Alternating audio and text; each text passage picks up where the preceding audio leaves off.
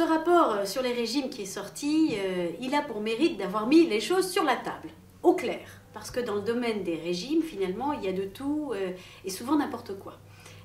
La promesse de maigrir fait qu'il y a une multiplicité d'offres de régimes qui pour certaines sont raisonnables et ne font pas de mal à la santé de ceux qui les suivent et pour d'autres sont totalement déraisonnables.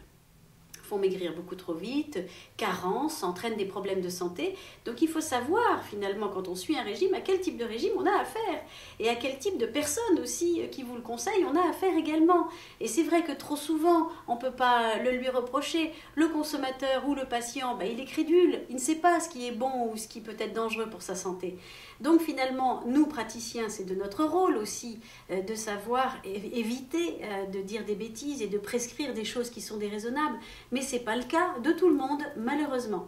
Donc ce rapport a eu le grand mérite de s'attaquer à tout ce qui se trouve sur le marché des régimes et de faire le point entre ceux qui sont bons et qui ne sont pas délétères pour la santé et ceux qui sont déraisonnables.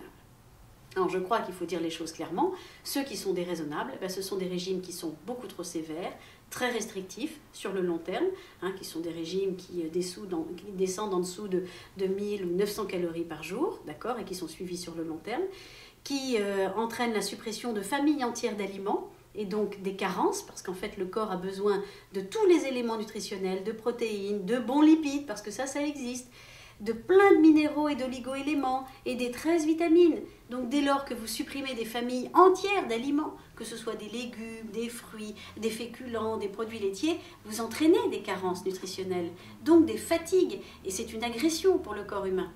Donc on ne maigrit pas dans ces conditions-là.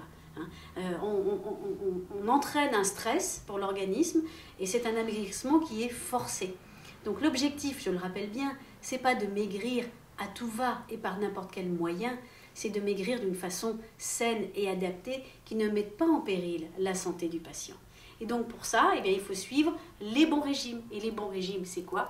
Ce sont des régimes où les repas ne sont pas sautés, où la consommation d'aliments, elle est suffisante, elle est variée, elle est équilibrée, où le patient peut manger un peu de tout, de toutes les familles d'aliments, en contrôlant simplement le sucre et le gras. Mais on n'affame pas, on ne carence pas, voyez. Et la personne a pratiquement la sensation presque de ne pas suivre un régime, mais de manger suffisamment à sa faim. Et ça peut s'inscrire sur une durée finalement assez longue, puisque c'est comme ça qu'on maigrit efficacement, c'est-à-dire de façon raisonnable. Donc voilà, on a tout mis sur la table, on a fait le point sur ce qui était dangereux et ce qui ne l'était pas.